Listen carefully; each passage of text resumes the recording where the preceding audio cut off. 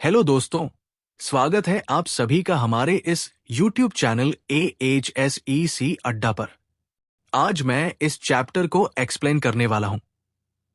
मैं इसे इतनी अच्छे से समझाऊंगा कि आप एग्जाम हॉल में बिना किसी परेशानी के सभी सवालों के जवाब दे सकें। मैंने पहले ही बाकी के चैप्टर्स एक्सप्लेन कर दिया है, यहां तक कि मैंने क्वेश्चन आंसर्स भी अपलोड कर दिए हैं। आप इसे YouTube पर देख सकते हैं। मैं इस वीडियो के डिस्क्रिप्शन में भी लिंक दे दूंगा, जिससे आप सीधे वहां देख सकें।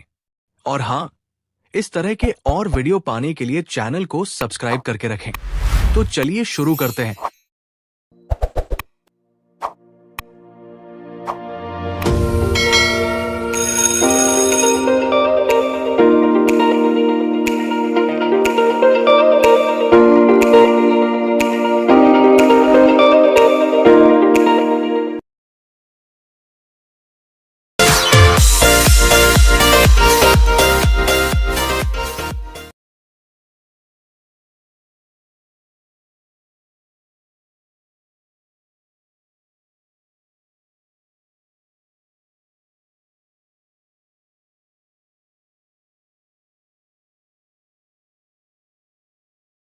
एक्ट 4 की शुरुआत होती है उस पल से जब एलिजा की बड़ी परीक्षा खत्म हो चुकी होती है।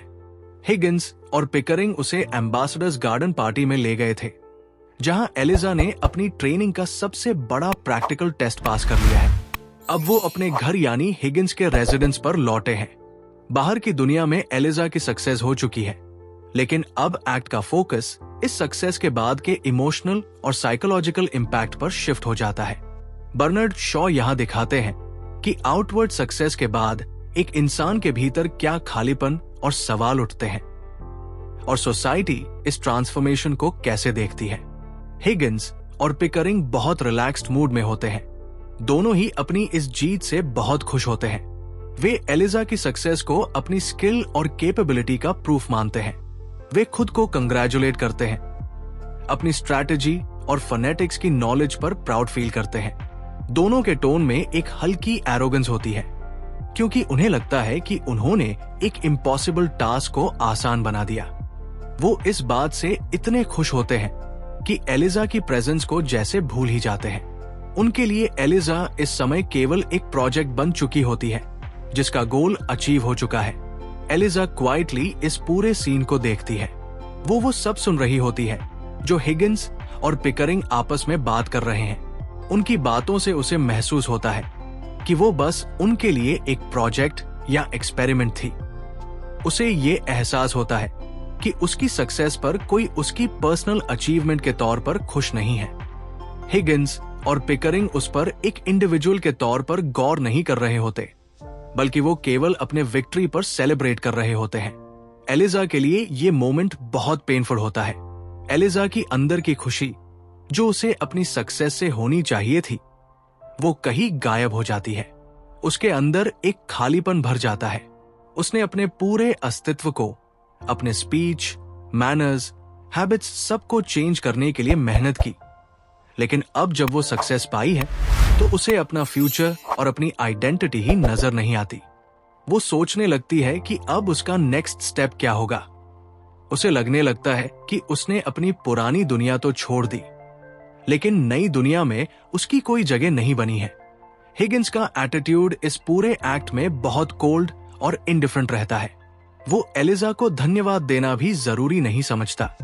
वो इस विक्ट्री को एक कैजुअल सक्सेस की तरह ट्रीट करता है। उसका टोन इंसल्टिंग नहीं होता, लेकिन इनसेंसिटिव होता है। वो एलिजा के इमोशंस को समझ ही नहीं पाता। वो उसे बस एक सब्जेक्ट मानता है, जो उसकी फोनेटिक्स की एक्सपेरिमेंट का पार्ट था, और बस। एलिजा का गुस्सा और फ्रस्ट्रेशन धीरे धीरे बढ़ने लगता है। वो हिगिंस से सवाल करने की हिम्मत जुटाती है। वो पूछती है कि अब उसके साथ क्या होगा, लेकिन हिगिंस इसे लाइटली लेता है। वो कैजुअली कह देता है कि वो चाहे तो फ्लावर बेचने वापस जा सकती है या किसी और तरह की लाइफ चूज कर सकती है। हिगिंस के लिए ये मैटर ही नहीं करता कि एलिजा का फ्यूचर क्या होगा। वो ये मानता है कि उसकी रिस्पॉन्सिबिलिटी बस इतना ही था कि उसने एलिजा की स्पीच सुधार दी। अब आगे क्या होगा ये एलिजा खुद देखे। एलिजा को ये एटीट्यूड डीपली हर्ट करता है। उसे लगता है कि उसकी सारी मेहनत और सैक्रिफाइस को कोई वैल्यू नहीं दी जा रही है। उसे एहसास होता है कि वो एक ट्रॉफी बनकर रह गई है, एक जीती हुई बेट का हिस्सा बनकर। वो खुद को बहुत अकेला महसूस करने लगती है। वो समझ जाती है कि हिगिंस और पिकरिंग ने उसे एक इंसान नहीं, बस एक सब्जेक्ट माना। एलिजा इमोशनली ब्रेकडाउन के कगार पर आ जाती है। उसे गुस्सा, दुख और ह्यूमिलिएशन महसूस होता है। वो हिगिंस के सामने अपने इमोशंस को ओपनली एक्सप्रेस करती है। वो उसे बताती है कि वो कोई एक्सपेरिमेंट नहीं थी, वो भी एक इंसान है जिसके अपने ड्रीम्स और इमोशंस है। वो हिगिंस की इनसेंसिटिव बातों से इतना दुखी होती है कि वो अपने ऑर्नामेंट्स और ज्वेलरी तक उसकी तरफ फेंक देती है, जो उसे सक्सेस के बाद गिफ्ट की गई थी। उसके लिए अब वो ऑर्नामेंट्स सिर्फ सिंबल्स बन चुके थे, उसकी ह्यूमिलिएशन और ऑब्जेक्टिफिकेशन के। इस पूरे सीन में एलिजा का कैरेक्टर बहुत स्ट्रॉन्ग दिखाया गया है। वो सिर्फ रोती नहीं, वो अपनी सेल्फ रिस्पेक्ट के लिए खड़ी होती है। बर्नार्ड शॉ ने एलिजा को एक हेल्पलेस विक्टिम की तरह नहीं, बल्कि एक डिग्निफाइड और अवेयर इंसान की तरह पेश किया है। एलिजा हिगिंस को साफ साफ बता देती है कि उसकी डिग्निटी उससे कहीं ज्यादा इंपॉर्टेंट है जितना हिगिंस का बेट या एक्सपेरिमेंट। हिगिंस एलिजा की बातों को समझ नहीं पाता। वो जेन्युइनली कंफ्यूज्ड होता है कि एलिजा क्यों इतना इमोशनल हो रही है। उसे लगता है कि उसने एलिजा को एक बेटर लाइफ दी है और अब एलिजा को खुश होना चाहिए। वो एलिजा की इनर टर्मोइल को समझने की जगह उसे इरेशनल मान लेता है। इस एक्ट में हिगिंस की इमोशनल इमेच्योरिटी और इनसेंसिटिविटी क्लियरली दिखाई देती है। पिकरिंग की प्रेजेंस एक्ट में हल्की सी बैलेंस क्रिएट करती है। वो ज्यादा पोलाइट और कंसिडरेट है, लेकिन वो भी एलिजा के डीप इमोशनल क्राइसिस को पूरी तरह नहीं समझ पाता। एलिजा ग्रेजुअली डिसाइड करती है कि अब वो हिगिंस के घर में और नहीं रहेगी। वो अपने लिए एक इंडिपेंडेंट लाइफ चूज करने का डिटर्मिनेशन ले लेती है। एक्ट के एंड तक आते आते एलिजा का पेन एक साइलेंट रिजॉल्व में बादल जाता है। वो अपने फ्यूचर के बारे में क्लैरिटी पाने की कोशिश करती है। उसे ये पता चल जाता है कि वो किसी की चैरिटी पे नहीं जीना चाहती और ना वो अपनी पुरानी लाइफ में वापस जाना चाहती है। बर्नार्ड शॉ यहाँ एलिजा की इंडिविडुअलिटी और सेल्फ रिस्पेक्ट को हाईलाइट करते हैं। इस पूरे एक्ट का फ्लो एक इमोशनल जर्नी की तरह है। शुरू में आउटवर्ड सक्सेस और विक्ट्री की खुशी दिखती है, फिर ग्रेजुअली वो खुशी एलिजा के लिए एक एम्प्टी और पेनफुल एक्सपीरियंस बन जाता है। वो विक्ट्री जो हिगिंस और पिकरिंग के लिए एक अचीवमेंट है, एलिजा के लिए एक आइडेंटिटी क्राइसिस का स्टार्टिंग पॉइंट बन जाता है।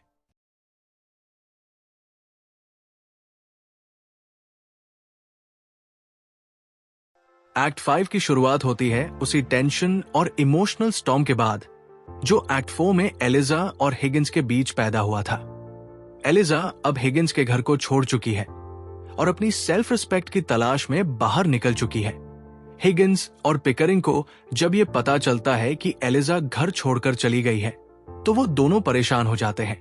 खासकर हिगिंस इस बात से शॉक होता है कि एलिजा ने इतनी हिम्मत दिखाई और अपने भविष्य को लेकर खुद कोई फैसला लिया। हिगिंस के लिए एलिजा का जाना किसी डिफीट से कम नहीं होता, लेकिन वो अपने ईगो की वजह से इस बात को ओपनली एक्सेप्ट नहीं करता। एक्ट 5 हमें उस जगह लेकर जाता है जहां हिगिंस अपनी मदर के पास गया है। हिगिंस को उम्मीद होती है कि उसकी मदर इस सिचुएशन में उसकी मदद कर सकती है। मिसेस हिगिंस अपने बेटे को लेकर पहले से ही क्रिटिकल रही है, क्योंकि वो जानती है कि उसका बेटा ब्रिलियंट होने के बावजूद इमोशनली इमेच्योर और इनसेंसिबल है। हिगिंस अपनी मदर से अपनी परेशानी बताता है और ये भी बताता है कि उसे समझ नहीं आ रहा कि एलिजा कहां गई है और उसने ऐसा क्यों किया। मिसेस हिगिंस बहुत काम और कंपोज्ड रहती है। वो हिगिंस से ज्यादा सेंसिबल तरीके से सिचुएशन को देखती है।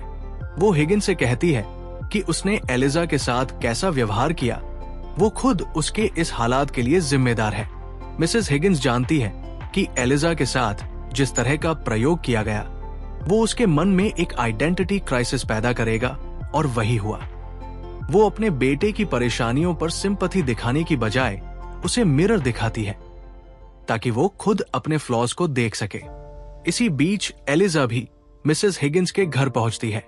एलिजा को यह पता होता है कि मिसेस हिगिंस ही एक ऐसी इंसान है जो उसकी भावनाओं और स्थिति को समझ सकती है। एलिजा अब पूरी तरह कॉन्फिडेंट और डिग्निफाइड नजर आती है। उसने अपने अंदर वो स्ट्रेंथ डेवलप कर ली है जिससे वो अपनी बातों को बड़ी क्लैरिटी और मैच्योरिटी से रख पाती है। एलिजा का बिहेवियर अब बिल्कुल बदल चुका होता है। हिगिंस और पिकरिंग जब एलिजा को वहां देखते हैं तो वो दोनों सरप्राइज हो जाते हैं, लेकिन उनकी रिएक्शन में फर्क होता है। पिकरिंग एलिजा को रिस्पेक्ट देता है, जबकि हिगिंस एलिजा के चेंज को एक चैलेंज की तरह लेता है। हिगिंस के लिए एलिजा का इंडिपेंडेंट और बोल्ड बन जाना एक तरह से उसकी अथॉरिटी पर सवाल उठाना होता है। हिगिंस को एलिजा की इस नई इमेज को एक्सेप्ट करने में दिक्कत होती है। एलिजा बड़ी शांति और डिग्निटी के साथ हिगिंस को बताती है कि वो अब उसके इन्फ्लुएंस में नहीं रहेगी। वो उसे ये भी बताती है कि पिकरिंग की वजह से ही उसे अपने अंदर एक लेडी की तरह महसूस करने का कॉन्फिडेंस मिला। पिकरिंग ने हमेशा उसके साथ रिस्पेक्ट और काइंडनेस से पेश आया, जबकि हिगिंस ने उसे हमेशा एक सब्जेक्ट या एक्सपेरिमेंट की तरह ट्रीट किया। एलिजा ये भी कहती है कि उसने वो सब सीख लिया है जो उसे अपनी लाइफ को अपने दम पर चलाने के लिए चाहिए। अब उसे किसी की चैरिटी की जरूरत नहीं है। हिगिंस एलिजा की बातों से इरिटेटेड और हर्ट होता है। वो इंटरनली गिल्टी फील करता है, लेकिन उसे एक्सप्रेस करने की बजाय वो एलिजा पर सार्कास्टिक और अथॉरिटेटिव टोन में बातें करने लगता है। हिगिंस चाहता है कि एलिजा वापस उसी ओल्ड डायनामिक में आ जाए जहां वो उसके कंट्रोल में हो, लेकिन एलिजा अब पूरी तरह से इंडिपेंडेंट हो चुकी होती है। इसी दौरान अल्फ्रेड डोलिटल की एंट्री होती है। वो अब एक कंप्लीटली बदला हुआ आदमी होता है। हिगिंस की अनइंटेंडेड मदद से अल्फ्रेड डोलिटल को एक रिच मैन बना दिया गया होता है। अल्फ्रेड डोलिटल अब एक सोशल रिफॉर्मर और रिस्पॉन्सिबल मैन बनने पर मजबूर कर दिया गया होता है, जो उसे बिल्कुल पसंद नहीं। उसे अपर क्लास सोसाइटी के एक्सपेक्टेशंस निभाने पड़ रहे होते हैं, जो उसे एक बोझ की तरह लगते हैं। अल्फ्रेड डोलिटल एलिजा को अपने साथ लेकर जाने आता है क्योंकि उसकी शादी होने वाली होती है। एलिजा इनिशियली थोड़ा हेजिटेट करती है, लेकिन फिर वो अपनी नई आइडेंटिटी और डिग्निटी के साथ अपने फादर के साथ जाने के लिए तैयार हो जाती है। एलिजा को अब अपने नए रोल को कॉन्फिडेंटली निभाना आता है। हिगिंस और एलिजा के बीच कॉन्वर्सेशन पूरे एक्ट में सेंट्रल पॉइंट बना रहता है। हिगिंस चाहता है कि एलिजा उसके बिना अपनी लाइफ की कल्पना न करे। वो इनडायरेक्टली चाहता है कि एलिजा वापस उसके घर आ जाए, लेकिन एलिजा उसे साफ साफ दिखा देती है कि अब वो अपनी लाइफ के डिसीजंस खुद लेगी। वो हिगिंस की डिपेंडेंसी से खुद को अलग कर चुकी है। एलिजा हिगिंस को ये भी बताती है कि वो फ्रेडी के साथ अपनी नई जिंदगी शुरू करने का सोच रही है। हिगिंस इस बात से और ज्यादा इरिटेटेड होता है क्योंकि फ्रेडी को वो कमतर मानता है। उसके लिए एलिजा का फ्रेडी जैसे आदमी के साथ जाने का आइडिया एब्सर्ड होता है, लेकिन एलिजा उसे बताती है कि अब वो अपने दिल और अपने सेल्फ रिस्पेक्ट की सुनकर अपने फैसले करेगी, न कि किसी की एरोगेंस या अथॉरिटी की वजह से। पूरे एक्ट के दौरान मिसेस हिगिंस एक साइलेंट ऑब्जर्वर बनी रहती है, लेकिन जब जरूरत पड़ती है वो अपने बेटे को समझाने की कोशिश करती है। वो बार बार अपने बेटे को ये दिखाने की कोशिश करती है कि वो एलिजा को एक ह्यूमन बीइंग की तरह देखे और उसकी रिस्पेक्ट करे। एक्ट 5 का फ्लो लगातार इस टेंशन के साथ चलता है कि एलिजा अपनी नई इंडिपेंडेंस को कैसे एस्टैब्लिश करती है और हिगिंस इस नए डायनामिक को कैसे एक्सेप्ट करता है।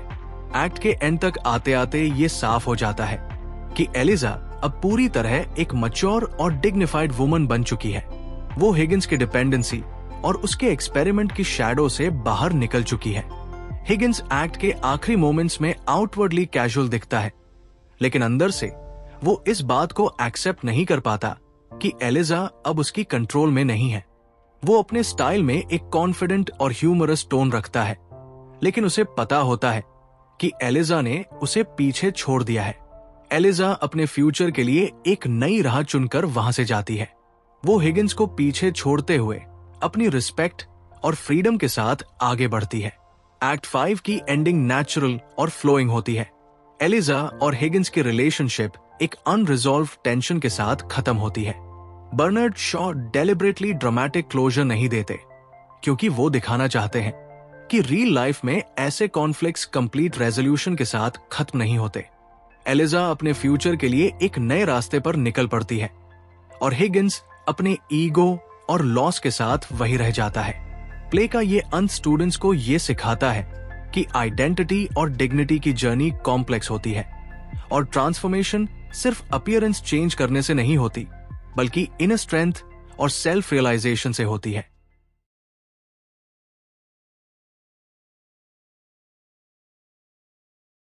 दोस्तों, वीडियो पसंद आए तो वीडियो को लाइक और चैनल को सब्सक्राइब जरूर करना। तो मिलते हैं अब नेक्स्ट वीडियो पे। तब तक के लिए गुड बाय।